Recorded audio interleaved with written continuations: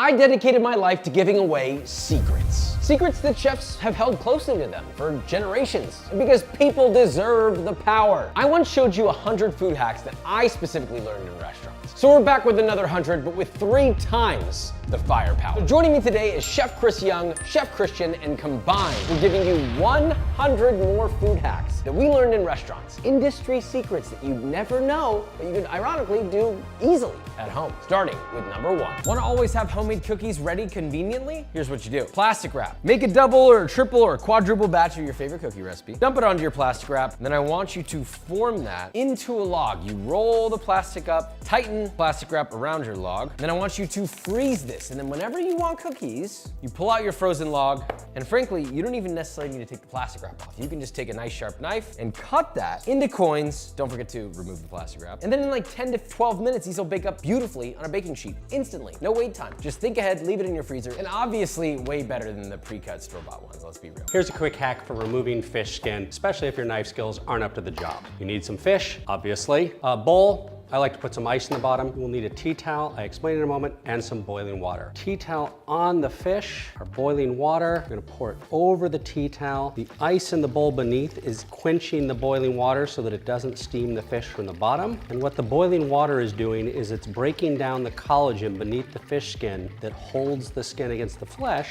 And when we've got enough water, the purpose of the tea towel is we can remove the boiling water before it overcooks the fish, and then just find a corner and unzip your fish. There you have it, your skinless fish fillet and some fish skin. Enjoy. Let's talk about how to get your pasta sauce as nice and emulsified as a restaurant. So the key starts with this slurry solution. About 2 cups of water, a tablespoon of flour.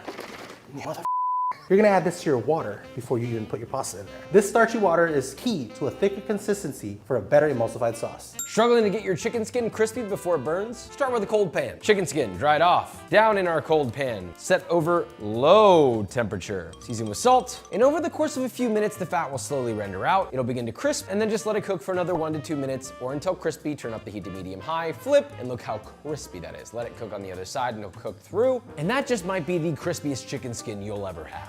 Frying herbs seems like the kind of fussy thing that fine dining restaurants would do, which is true. But here's a technique for making it incredibly easy that we used to use at the Fat Duck. Just put some olive oil on a plate. Take your herbs, in this case basil, anoint them in a little bit of olive oil like the Pope would want, and lay them out on the plate. And now for the key step, yes, the microwave. Give them about 2 minutes. These will be a little pliable when they come off the plate, but they will crisp up very quickly as they cool. Be sure to add a little salt. Nice little beautiful basil-y piece of stained glass.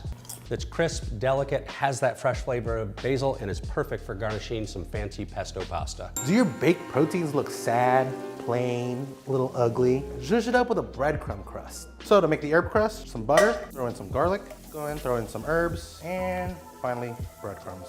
Saute till nice and golden. Brush a little mayo on your protein. Even coat, even coat. Mayo is gonna act like a glue. Take your protein, dip it in your crust. Herb crust, beautiful. Making a dough and you want it to be easier to work with? Here, I've got a little dough for you. A lot of the time people think when they're kneading their dough, they have to knead it until it's done. You can also just stop and let it rest for like 10 minutes and then go back to kneading it. This does 2 things. It relaxes the gluten, but it also makes it easier to knead, to shape. It loosens it up. After resting, that once very sticky dough is now smooth. It's already become elastic. I can go back into kneading it just for another minute or so. Look at this thing, dude. You have a beautifully smooth ball of dough, and it's stretchy and extensible. Chef secrets. The secret to crispy flat bacon is your oven, not your frying pan. Start with a sheet tray, lay some bacon out on some parchment, add a little bit of water. The humidity is going to help that bacon stay flat as it crisps up. More parchment on top, weight it down, and into your oven. You want to be patient about this, 250 degrees Fahrenheit, and just wait. That low temperature steaming and then frying in its own fat is going to make it crispy. About an hour later, look at that bacon. Look at how flat it is. Look at how perfect. It's a bacon emoji. It's AI generated bacon. If you want to get rid of pesky red stains from your Tupperware, here's a hack. Put a little dish soap, a sponge, and some warm water, close it up, and shake it. Comes right off. No red stain. You crack an egg. Oh no, oh dang it. Eggshell got in there. What the? 2 hacks for 1. Number 1, dip a finger, 2 fingers really, in some water, and you get your eggshell out much more easily. Now another hack for you, another eggshell somehow has a magnetic power. You can also get that out. I actually like this method a little bit more, using your former eggshell you then cracked your egg in there with to retrieve your broken eggshell. Now you got clean eggs. Yes! If you've bought some picked crab or you're picking some crab yourself, there is nothing worse than biting down into a crustacean shell. It can be really easy to miss those little pieces, but there's a secret. Get yourself to Amazon, buy one of these. Blacklight flashlight, check out what happens. We're gonna take these crustaceans to a club. You can see under the blacklight, any bits of shell fluoresce under the blacklight, making it easy for me to spot them and pick them out so that we can enjoy our crustacean without a trip to the dentist. Our nice delicious crab and the crustacean shells have been picked out. When baking, always use grams. And how do you measure things in grams? Well, a scale, for 2 reasons. Number 1, for accuracy. So I need 580 grams of flour, I'm gonna get exactly 580 grams of flour. But the other reason, and the biggest part of this hack that people don't think about, I can measure directly in the thing that I'm mixing everything. Instead of having to have a cup here, a cup there, a bowl here, a bowl there, everything can just be measured in grams in one place. Go get a scale, if you can. Nobody wants to deep fry at home, but everyone loves deep fried French fries. Here's a way to take frozen fries and make them not suck with your microwave and an air fryer. Start with some frozen fries. This works best for thick steak cut fries. Add some water just to start to thaw the surface, about 30 seconds. Drain that water off, put a lid on, and here's the secret. This is the part you have to do. These are gonna go into the microwave. We are gonna cook these through until they are practically falling apart because that's what's gonna make them light and fluffy on the inside. That is the secret to making them crispy in the air fryer. Into the microwave. We're gonna give these about 5 minutes. Potatoes out, careful they are hot. Got a little bit of a vacuum there, we'll just release that. Plenty of steam. Make sure this lid is on snug and go to town. Into the air fryer basket. Do not overcrowd your air fryer. Do not put a liner at the bottom. That makes the air fryer not work well. Into the air fryer, maximum temperature, about 15 to 20 minutes, shaking it every so often just to keep turning them over so they get crisp everywhere. Fries done, but not quite yet. They need to be seasoned or they're not delicious. They need to be anointed with the blessed beef fat. So crispy, so light and fluffy on the inside. One of the best fries I've ever had. Whoa! This is air fried? Microwaved, air fried, these are frozen fries. These are almost as good as the triple cooked chips we made at the Fat Duck with a fraction of the effort. I'm actually gonna use this one. Banger. Don't have a dry ager? I got a hack for that. Fish sauce, brush, and a steak, and brush. Flip it, brush. Put it in the fridge for at least an hour.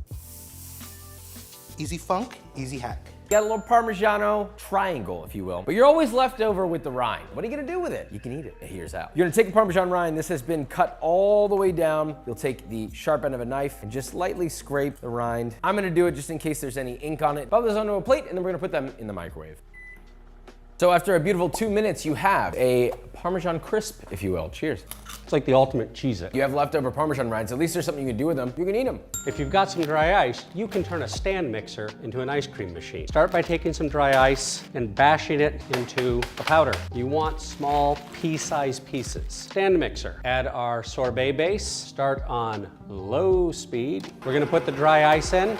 The dry ice is going to freeze the sorbet as it stirs. Biting down on a piece of dry ice is a trip to the dentist. So after you churned it, put it in the freezer for 30 minutes to harden and allow any final pieces of dry ice to finish dissipating. We got our sorbet. You can carbonate anything with dry ice, like fruit. You just need a cooler. Take a container of dry ice. We're gonna put the dry ice in a corner, uncovered. Then we're gonna do some fruit. We need to let the CO2 sit in here for a couple of minutes so that it pushes all of the air out and fills us with CO2. Put the lid on, leave it cracked. You can tell it's ready if you stick your head in and take a breath and it feels like you're on fire. That's because it's all CO2. So wait until it's too difficult to breathe. Then we're gonna close this up and wrap it tight. I'm gonna leave this overnight.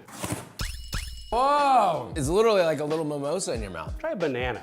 I don't like seeing the inside of my banana move, so I'm gonna draw the line there.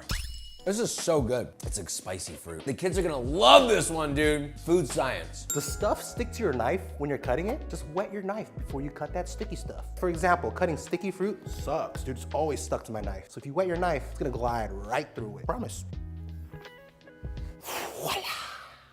Want to make the best cookies ever? Well, there's very few recipes out there that are the best that don't rest their cookie dough. When you chill it, it firms up, right? At this stage, it is way too loose, but refrigerating it will firm it up. Second, it ages and deepens the flavor. And the third one for fun, when it bakes from cold instead of warm, you end up with a much more uniform, less spread out cookie, a thicker, fudgier cookie. Bonus hack, that's right. We have a brand new website for all the recipes that we do on the second channel, which by the way, if you're not subscribed, you should go subscribe to it. Recipes only over there, Josh Weissman Recipes. But What I really want to talk about is the website. We worked really hard on it. It's brand new. It has all of our recipes fully written on there and printable. So link in the description, joshweissman.com. Does your water take forever to boil? 2 things. Quit watching it and make sure you cover it.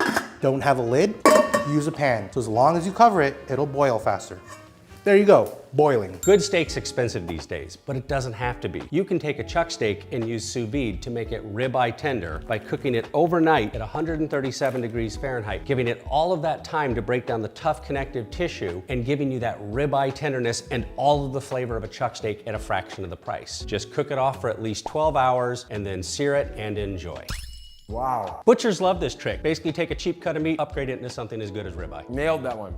You want to cook a super thick steak, but you don't have a sous vide. This is called the reverse sear method. Get your thick steak, season it generously with salt and pepper, set that on a wire rack, set over a baking sheet, regardless of the thickness. Place it in the oven at around 250 to 275 Fahrenheit until the internal temperature reaches 125 Fahrenheit. Then you'll take it out, let it rest for a couple minutes, get a hot pan, sear it for 2 minutes on both sides. You can serve it with butter on top, and that is a beautifully cooked steak. Dry ice can carbonate anything, like this bottle of orange juice. You're gonna want a plastic soda bottle. The soda bottle is designed to actually hold the pressure of the carbon dioxide. Start by taking your orange juice. This works best if everything is ice cold to begin with. I need about a 4-gram piece of dry ice. We'll let the CO2 fizz for a little bit so that the CO2 pushes all of the air out. Lid on tight. I'm just gonna put this in my fridge for about 30 minutes.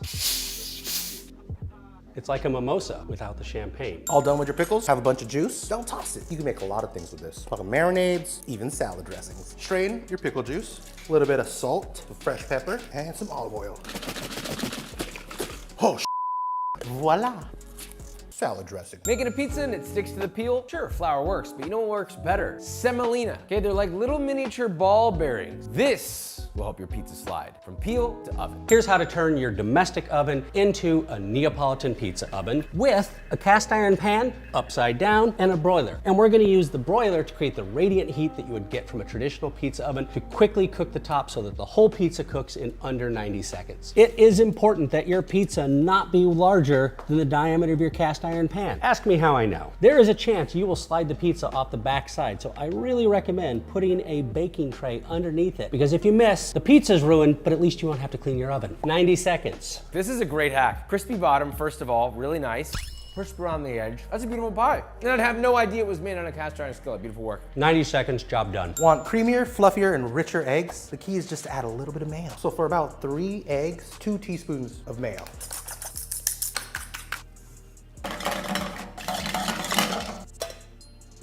Let's start with maybe the normal one. Still good. Classic. Oh, I don't even taste the mayo. Texturally though, it is very different. It hits way better. You ever go to a restaurant and you see those nice little cheese ribbons on salad? You might think, oh, they take a knife and they...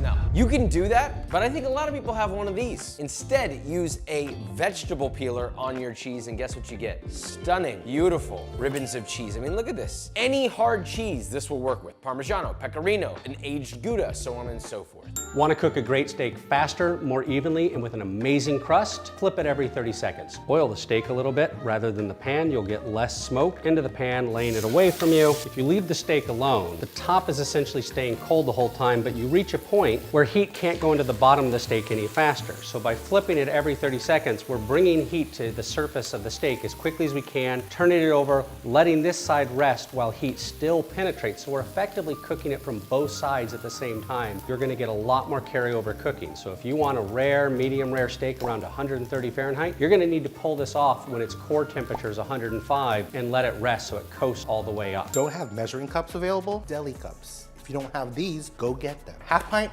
1 cup. Pint, 2 cups. A quart, 4 cups. Easy. Don't have a half pint? Fill a pint in half. Quick math.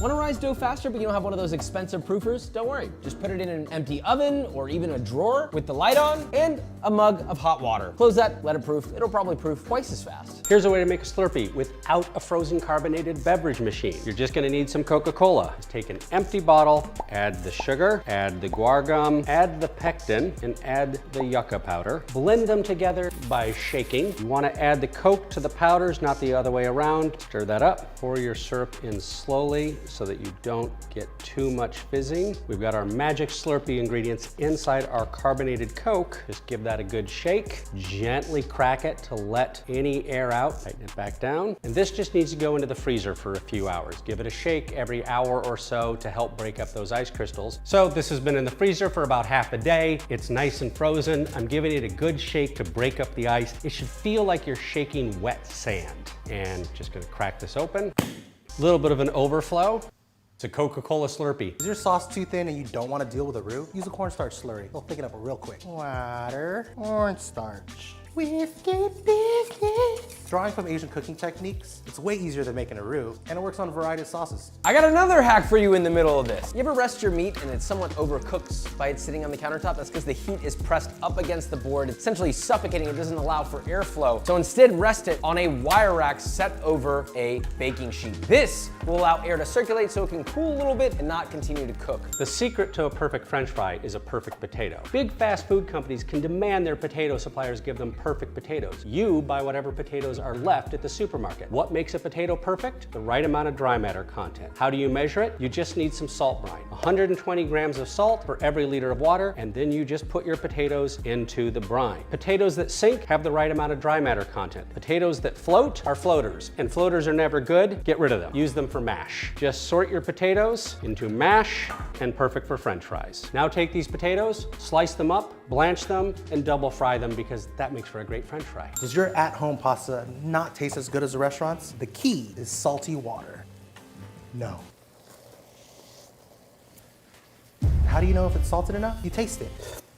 If it's as salty as the ocean, you're good to go. Before you sear your meat, always dry it off completely with a paper towel, then put it in the pan. If you have a wet piece of meat, you will not get a good sear. That layer of liquid then has to evaporate before the heat even gets to the surface of your meat, and by then, it's boiled the meat and you'll flip it over and it'll be gray, it won't have a great Maillard or browning. Make your sorbet fruitier using fructose. Just start with about 500 grams of ripe strawberries, 100 grams of fructose, 5 grams of malic acid to make it juicier and more delicious. And here's my secret if you're making this for adults. Some Angostura bitters. The alcohol in the bitters is gonna make this punchier and the flavor is delicious. About 50 grams. Blend that up, pass it through a sieve. You can turn this into a sorbet just by freezing it in a Ninja Creamy canister because who doesn't have a Ninja Creamy these days?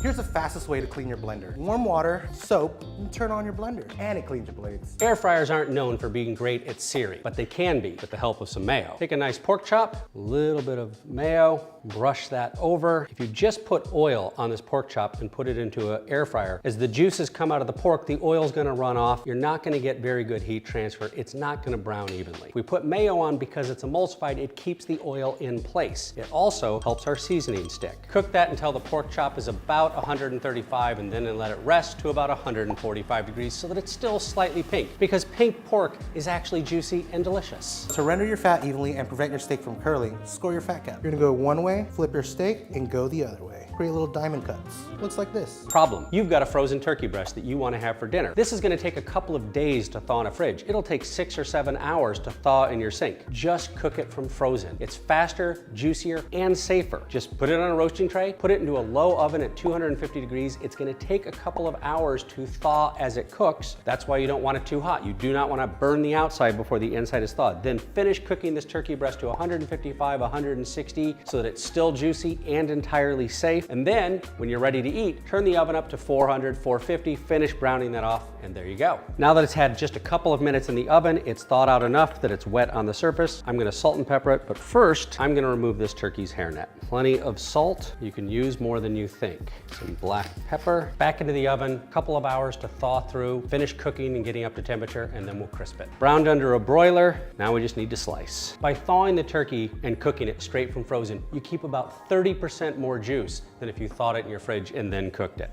That's about as good as turkey gets. Having a hard time cutting cinnamon rolls with your regular knife? Well, you actually don't even need a knife. You just need unflavored dental floss. You're gonna wind it in between your fingers, find the thickness you wanna cut it. I'll say like right around here is a good thickness, right? You're gonna put the floss underneath the dough, bring it around. So now they're crossing each other, and then you're just gonna pull both sides all the way through and across. Beautiful little cut right there, bro. This is by far the best method to cutting cinnamon rolls I have ever found. It blows my mind every time. See, when you use a knife, this happens, right? You sort of squash the layers together as opposed to keeping them nice and intact. Sure, if your knife is really sharp, you might be able to saw away at it, but even then, you're still kind of crushing the layers. You see how compacted the cinnamon sugar is here versus here? You really want it to be loose. You really want it to have some breathing room. Okay, so you're gonna go to the trouble of deep frying at home. You've got your fresh oil hot and ready. The problem is, fresh oil doesn't fry very well. The best oil is oil that is somewhat broken in. How do you break your oil in? Save some used oil and pour a little bit of that used oil into the fresh oil. The used oil has plenty of the natural emulsifiers that are formed when oil is used. Adding them to the fresh oil is gonna help it fry your food better, so you get a golden brown, even crust and none of that splotchiness. And now, this oil is ready to fry some great battered fish. Gluten is the enemy of crispy batters. Vodka is the secret to a better batter. Here's how. 200 grams of all-purpose flour, 200 grams of rice flour, makes it crispier, a teaspoon of baking powder. So I'm gonna stir my vodka into my dry ingredients. Since this is gonna be for fish, I'm gonna add about 300 milliliters of beer. This should have the consistency of a thin pancake batter. Then into my batter and into some frying oil that's been broken in at about 400 degrees Fahrenheit. Look at that. Got these extra crispy bits here. That fish is gonna be perfect on the inside, and that is light and delicate, not gonna be stodgy at all. That fish is still juicy in the center, perfectly cooked, and my batter isn't doughy, it's just crisp and delicious all the way through. You ever add tomato paste, but it doesn't quite add the flavor you thought it would? Instead, try doing this. Cook your tomato paste first. Never just add it to a finished dish and call it a day, but add it to an empty pan, whatever your aromatics are. In this case, I'm making a vodka pasta, so I've got garlic and shallots. I'll add my tomato paste, and you cook that tomato paste way down. Medium heat, saute, stirring often until it's deeply, deeply caramelized, about 2 to 4 minutes. You'll know once it starts to stick to the bottom of the pan, like this. Now you can add whatever sauce, cream, broth, or whatever you're using tomato paste for. Just make sure to cook it down first. This is what adds the flavor to the tomato paste, and you're cooking off the water that's getting in the way of the flavor. When you deep fry, shallow fry, whatever, you will probably end up with a bunch of oil that is dirty and looks like this with schmutz in it. You probably want to throw this oil out, but don't do that. Save this oil. You can rescue it. You just need a little bit of this, some gelatin, and a little bit of hot water. Dissolve the gelatin in the hot water, stir it into that deep frying oil. Now you just let it sit. What's gonna happen is the gelatin in water is going to pull out all of the debris, all of the dirty stuff in the oil. It's gonna settle to the bottom. You can leave it in the fridge so that that gelatin gels, and then just pour off your perfectly clean, reusable oil, which will in fact actually fry better because this oil has been slightly used. There we go. All of the schmutz, all of that gelatin and water has settled to the bottom, leaving us with very clean oil on the top. I could leave this in the fridge and let this gel and solidify, but if I'm in a rush, I can just pour the oil, use a strainer to catch any loose bits that happen to come through. And there we go, clean, refreshed oil with the help of a little bit of gelatin, ready to fry a second time. Don't want to damage your nice countertops, but you got a lot of crumbs? Use a squeegee. Not a scratch. Add instant umami, more specifically, flavor to things. Either add shiradashi soup noodle base, just adds a nice savory flavor to things. My favorite, MSG. You can apply this to literally everything. Let's say you're making a nice little sauce for a sandwich. So you got a little mayo, you got a little mustard. Maybe you want a little relish in there too. That's pretty common, right? Mix it together. Oh yeah, it tastes all right. It tastes pretty good, but it could be better. Instead, you could add a pinch of MSG, or you could add a little squirt of shiradashi, you know, about a teaspoon. And then if you're making a little sandwich, guess what you do with the sauce? You put the sauce on the sandwich, maybe you add a little turkey to the sandwich, add a nice little piece of lettuce, bada bing, bada boom, you got a quick little sandwich with a little extra flavor. The secret to nacho cheese that melts like the store-bought stuff, but tastes like real cheese because it's made with real cheese, is Alka-Seltzer. Get the stuff without the aspirin in it, or if it's Cinco de Mayo, get the stuff with the aspirin in it. You will need 3 Alka-Seltzer tablets, 6 teaspoons of vinegar. This reaction is gonna create sodium citrate. Sodium citrate is the secret ingredient that makes Velveeta melt so well, and it's what's gonna make our nacho cheese sauce uber melty. Let this react. Once it's fully reacted, we just add it to a sauce pot over low heat. We add 6 ounces of cheese, a little bit at a time, just like you're making fondue. Let that melt slowly. Water, add enough to the consistency you like. You can make it as thin or as thick as you want just by adding more or less liquid. Cheese doesn't melt like that without sodium citrate, and you can either buy sodium citrate or you can make it with Alka-Seltzer. There is your own nacho cheese sauce that tastes like real cheese with a little help from Alka-Seltzer. Groceries are getting expensive, so this is how you keep your food costs low at home. You can take your leftover scraps, put them in a jar, and save them for soup or stock. All these scraps are gonna add a huge depth of flavor to your stock. Dredging chicken, your hands get all clumped up and messy and it just gets harder and harder to dredge. The hack is use one hand for dry stuff and the other hand for wet stuff. Never mix the two. So I'll take my wet chicken and put it in my dry batter, then I'll swap to my dry hand, coat the chicken with flour, and then toss it. To coat fully and beautifully, then have a nice coated piece of fried chicken. Now, if you mix the two, if I decided to dredge this chicken and then reach back over here with my floury hands, dunk them back in, and then go back over here and then dredge again with yet again the same hand, look what happens. Uh-oh! Just try to do your due diligence and,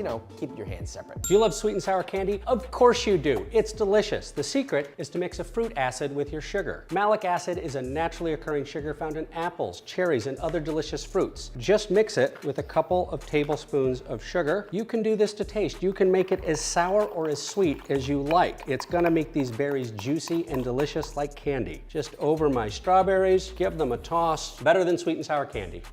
Take that malic acid and combine them with sweet summer fruit to make them like candy. So you got some herbs. They're sitting in the fridge and, well, you forgot about them and they're kind of limp. Here's how to bring them back to life. Ice water. Herbs in the ice water. Let them sit for a few seconds, spread them out, and then remove them and drain on a paper towel. Good as new. Is your ice cream hard to scoop? Dip your ice cream scoop in warm water for a few minutes, then give it a go. Oh yeah, look at that.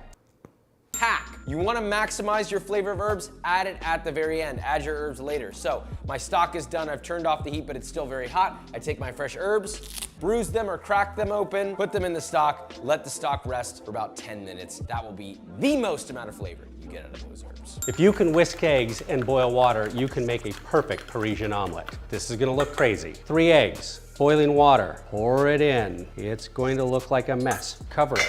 The omelet rises to the top. We're just going to decant off some of the water. Sieve, clean tea towel.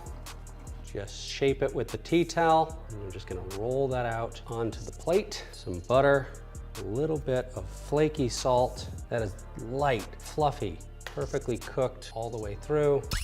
Ooh, that is a delicious Parisian style omelet made by poaching. The easiest herb oil. Now, you want a nice little green herb oil? Very simple, right? Pick your green herbs, something tender like parsley, for example. Maybe you want some chives, add some chives in there too. Now, you'll see a lot of recipes where you gotta cook it or you gotta blanch it, blah, blah, blah, blah. No, it can all be done in a blender. Top that off with some neutral tasting oil, and then all you're gonna do is blend that on high, letting it run and run and run until it reaches a temperature of around 149 degrees Fahrenheit. Take it out, strain through a fine mesh strainer with a cheesecloth set into it, and that's herb oil. So ever feel like your cutting takes forever? A chef once told me the less you put your knife down, the more you get done. It's all about efficiency. If you're cutting a lot of something, repeat the same motion before you move on to the next step. Finish it all, then put your knife down. So for example, cutting onions. Instead of cutting both ends of one onion and then peeling it, see how I put my knife down? No, cut all the ends, then put your knife down, then you do the next motion. It's more efficient, trust me. Don't want to deal with chopping onions? Put them in a food processor. Nobody cares about knife cuts in a meatball or a sauce.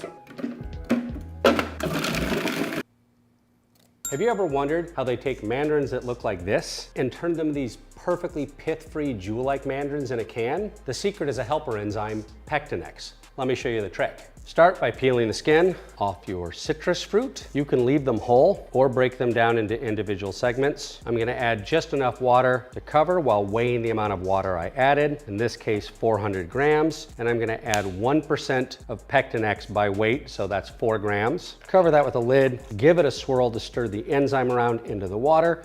Leave this in your fridge overnight, and let me show you what you get. After an overnight soak, all of the pith has been broken down by the enzyme, and you're left with clean mandarins. You can just give them a little rinse off to make them perfect. This works for any citrus fruit. Make a soup out of just about any vegetable. This is what restaurants do. You get a pot, you could saute, you could boil with broth, whatever. Find a way to cook your vegetables way soft. I've got tomatoes, I've got some red bell pepper that's been simmering in some broth that I sauteed and browned a little bit. It's already cooked down, it's already in the pot. If you have a stick blender, just give that a quick run through. Now at this point, you can emulsify a little bit of oil or butter in there. In this case, I'm just gonna add a touch of olive oil. That's just gonna make it a little bit richer, a little bit creamier, a little smoother. You have a beautifully smooth, delicious instant soup. Shout out to restaurants for that one.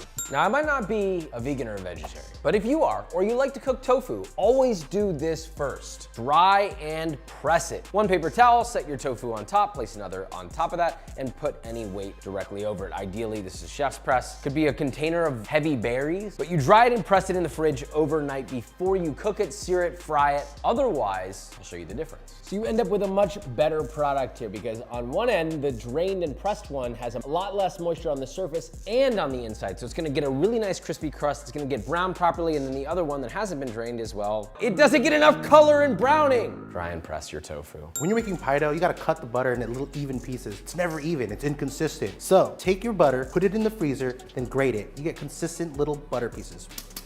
Consistent. Don't have a piping bag? Okay, well what about just a regular plastic bag? Take a Ziploc bag, plastic bag of some sort, a storage Ziploc really. Fill it up with whatever batter or whatever you need a piping bag for. And now you cut that tip and you essentially have a piping bag right here. Which brings me to the next one. Everybody loves a perfectly circular pancake, but what could make that? Well, actually a piping bag or our makeshift one. Cut the tip, hot pan, and just pipe it in. It's so circular.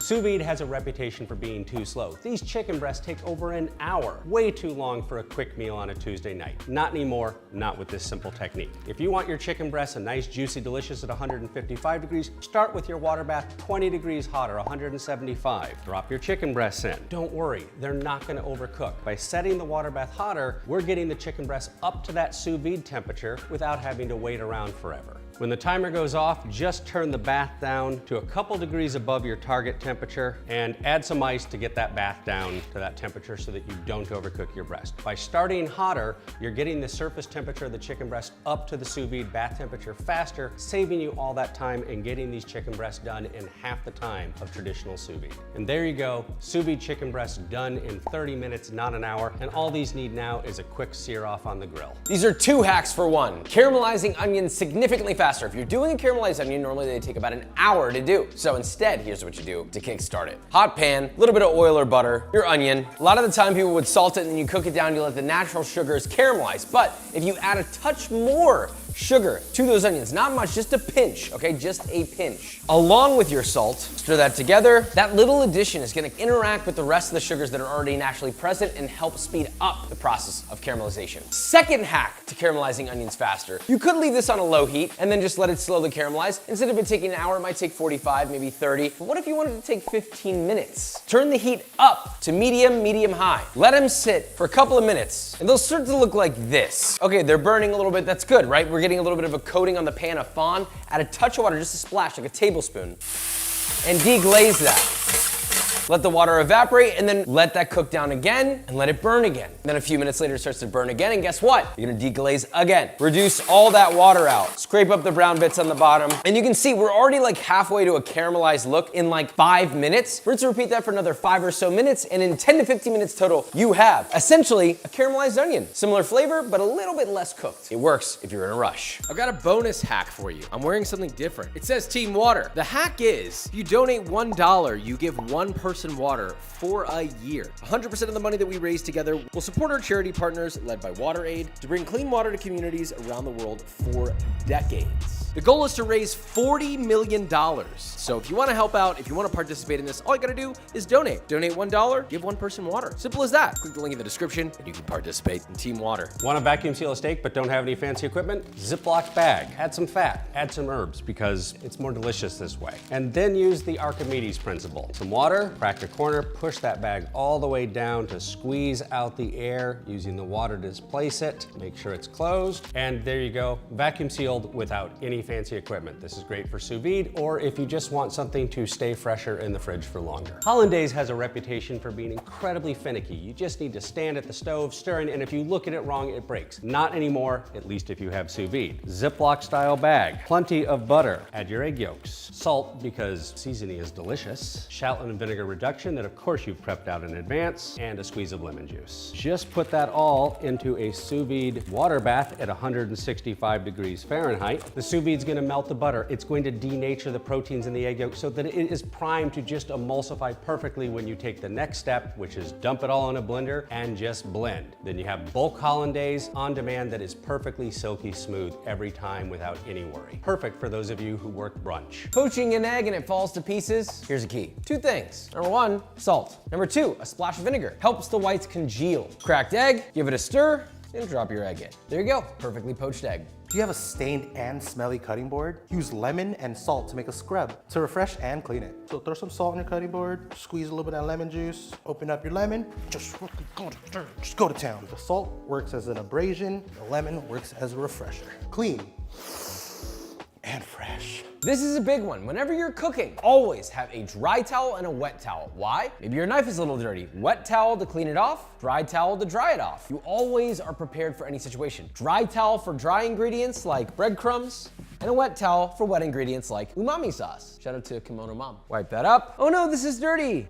And now it's not. Here's a quick hack for making some gnocchi. Rather than rolling it out and cutting them down by hand, just get yourself a piping bag and some string. Check this out. So I'm just piping these out to length, using the string to cut them off right into the simmering water, and I will strain them out onto an oiled sheet tray, keep them from sticking, and then quickly cook them off in some brown butter to give them a nice bit of color and flavor. Job done. You ever cook a recipe and you realize halfway through, oh snap, I'm missing something. Let's prevent that by mise en place. Put everything in its place. For example, here, I have a recipe for vodka pasta. Have everything already measured out. There's no need for me to stop halfway through and be like, oh snap, let me grab a teaspoon. Oh snap, where's the garlic? With everything in front of me, I can cook without stopping. Efficiency.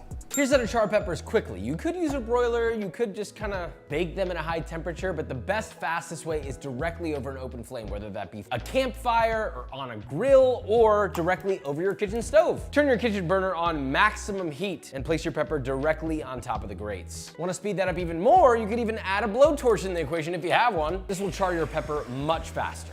Bonus hack, don't wash the skins off your charred peppers. Instead, take a damp paper towel and then just wipe the char off. You see, if you wash it off, you're washing all those nice pepper flavors off. Now you're left with a pepper with maximum flavor. Nobody likes a cold steak or a warm salad. So to solve that, put your hot food on hot plates, put your cold food on cold plates. Let's maximize your eating experience. Throw your plates in the oven. The hotter your oven is, the less time you want to put it in there for. About 5 minutes or so, give or take. For cold plates, just put it in your fridge until you need it. All right, if you plan on storing cheese longer, here's a problem. You wrap it in plastic wrap, right? Or you put it in a plastic baggie. It molds faster that way. You wanna store it longer. All you gotta do is take a block of cheese, place it in some parchment paper, fold the sides over to then encase the cheese. Now you could leave it like this, but just to keep it extra airtight, you can also put it in a layer of foil. This will keep it better for longer in your refrigerator. So you're grating a little bit of Parmigiano, maybe some Pecorino, and you got this down to the nub. Don't throw this away. First of all, save it in a bag, leave it in your fridge. If you're making some chicken stock, snap it, throw it in there, and let it finish with the stock for the last 30 minutes of making it. It'll give it a beautiful, rich umami, a little bit of cheesiness, and just some general overall depth. And for example, this would be a great stock to use in a risotto. Braised vegetables can be delicious, but way too often they just have this stewed texture and no flavor. There's actually a secret for getting that melt in your mouth texture, but keeping all of the fresh flavor of that vegetable. Take something like fennel. The trick is to just microwave it and let it steam in its own juices. I'm add just a little bit of water, plenty of Evo, a little bit of salt because it makes everything taste better. Covered in a microwave safe container, into the microwave. Everybody's microwave is a little bit different, so your exact time may vary, but I'm gonna start with about 4 minutes. And then after that, I'll check the texture and give it 30-second bursts until it gets that melt in your mouth texture while keeping all of the fresh anise flavor of this bulb of fennel. Careful when opening, it is a little steamy. Still got that vibrant spring green flavor. Hasn't broken down to brown, but I can just see by poking at this, even the root bulb is nice and tender. It's soft, still slightly al dente, has that really fresh flavor, and it took about 4 minutes in the microwave. Want to blanch a small amount of vegetables but don't want to deal with the pot, the strainer, this, that bowl? You can do it all in one bowl with a water kettle. This only works with a small amount of vegetables, but let's say you've got enough green beans for 2 to 4 people, or any vegetable really. Large bowl, tea kettle, boiling water. Take it off, pour just enough boiling water on top to cover the vegetables. Cover with plastic wrap, and then let that sit for about 3 to 5 minutes. Now after that, take the plastic wrap off. You already got a bowl, you already got water in it, just dump ice directly over it. Toss, and now you have ice water. Let those cool down, and in about 30 seconds, you have a beautiful ice cold, blanched, tender, still retaining crunch vegetable. Wrapping celery in paper towels or plastic, make it flimsy. Wrap it in foil. The foil helps retain the moisture, allowing your celery to stay crispy. You ever make a cucumber salad and you let it sit and it just becomes a watery mess? do this first. Once you've cut your cucumbers, before you dress them, first season them lightly with salt and then toss them together. Let them sit for about 5 minutes, then squeeze them and that'll drain them of their excess water, then dress them. Don't know when to throw away your food? Before you put your stuff away, label it with the date you're going to throw it away. Less thinking. Bread stales as it sits around. Stale bread sucks. It's easy to fix. When bread sits around, it actually gets heavier. It absorbs water out of the air and it tastes dry because the starch granules crystallize. We can undo that process and it's easy. Just take your stale bread, wrap it in some foil, put it into an oven at about 300 degrees Fahrenheit or so, just long enough to warm the bread through. It will drive off the excess moisture, it will melt those starch crystals, and it will make this bread not suck. Into the oven. It's gonna take about an hour. The bread's a foam, it doesn't heat quickly. Oh, nice and soft. Take the foil off. Let that cool a little bit before eating it, but there's your refreshed, no longer stale bread. Want to keep your mushrooms from being moldy and slimy? Store them in a paper bag, because plastic bags trap the moisture and they get all sticky. Paper allows the mushrooms to breathe, allowing a little bit more shelf life. Storing homemade sauces is messy and inefficient. I love my deli containers, but instead, store them in squirt bottles. If you store them in squirt bottles, it's the same concept. I mean, they're gonna stay completely airtight. You can leave them in the fridge. Now they store easily and they're immediately ready to use whenever you need to. I spilled, but it is ready. But it doesn't stop there. You can also do this with the things that you regularly use every day, like oils. That way, anytime you go to cook, ready to go. You don't need to unscrew a bottle, you just squirt it in, you're good to go. This is what restaurants do. Once you've finished your delicious rotisserie chicken, here's how you turn it into a restaurant-worthy chicken stock in under an hour with your Instant Pot. Yes, an Instant Pot. Chicken carcass, and if you got some remnants, scrape them in too. Don't worry if it's been in people's mouths. You're gonna pressure cook this. It's gonna be sterile. Add just enough water. You don't wanna quite cover it. There you go. Lid on. Pressure cook for about 1 hour. 1 hour later, strain that off. That is perfect for some chicken noodle soup. If you want this to be crystal clear, if you want to be fancy and make it a chefy consomme, all you need to do is freeze it. Get yourself an ice cube tray. Pour the chicken stock into the ice cube tray. We're gonna freeze this. I'm gonna show you how we ice filter this to get a consomme so clear you'd think it's chicken bourbon. Now that you've frozen your chicken stock, just demold them. Pile these into an appropriate device with a coffee filter. There you go, just stack them up. This is gonna go into the fridge overnight. As the ice thaws, it's going to self-filter, self-clarify, self-concentrate into chickeny, clarified deliciousness. If you want clear and better tasting stock, you have to skim the impurities. So right off the top, all those impurities suck up your flavor that you want to keep. You're looking for that scum, cloudy, nasty stuff off the top, all you gotta do is just skim it with a little strainer. Do this throughout your whole cooking process and you'll have a clear, flavorful broth. I'm a firm believer that a rice cooker is the end-all be-all of great rice. But what if you don't have a rice cooker? You don't want to buy one? Well, if you have a pot, here's how you do it. Rice into your pot. We're gonna fill this with water. You're gonna get in there, agitate your rice, carefully drain off the water, not to get any of the rice out. Fill it up again, and then just repeat that process until your rice water runs clear. Here's the real key. You're gonna then spread your rice out into an even layer that coats the bottom of the pan. And then from there, you're gonna add just enough water until when you touch the rice with your finger, that water comes just up to your first knuckle. Now, take that to the stove. Cover with a lid, bring it up to heat, medium-high, and then bring it to a boil. And now once that comes to a boil, you're gonna take a lid, place the lid directly on top, and then cut your heat off and let it steam for around 20 to 25 minutes, depending on how much rice is in there. Then you can take the lid off, check it, make sure it's cooked through. If not, you can cover it and let it continue steaming until cooked through. Then once that timer's up, open up the lid. Looks like the rice is cooked, but first you always wanna check. So fluff it and always have a little taste. Make sure that it's cooked all the way. It's actually cooked quite nicely. It's never gonna be as good as a rice cooker, but it is pretty darn close. So you make a beautiful lasagna. You take it out of the oven, you immediately cut into it and serve it, and it just kind of falls flat all over the plate. It almost unravels. That's because you're doing it wrong. You have to let it rest for about 10 to 15, sometimes up to 20 minutes if it's really thick, before you cut into it. Here's what it looks like cut into fresh. Now we've let this rest a little bit, and I can already tell just by cutting it that it's gonna hold nicely together. And look at that, you can see all the layers. It's still nice and hot. Set it on a plate. Is this like a mind-bending hack? No, but if you want to serve people a really nice, even slice of lasagna, this is the only way to do it. You must rest it. Otherwise, yeah, if it's really saucy, it's gonna be even worse than this. It's gonna fall all over the place. Here's how to remove the pulp from any juice. You just need the help of a naturally occurring enzyme, pectinase, often sold as Pectinex. You can find this on Amazon. Start with about half a liter of juice, about half a teaspoon of the pectinase enzyme into the juice. Swirl that around, then put this in the fridge and wait. The enzyme is gonna break down the pectin, that's the pulp that's making the juice cloudy, and we're gonna be able to strain this out and get clarified juice. Here you go, a day later. You can see the juice is very clear, still tinted orange on top. All the pulp has settled to the bottom. We just need to strain this through a coffee filter to finish catching any of the pulp to get our clarified juice. And since it's Sunday somewhere, some champagne, my clarified orange juice mimosa.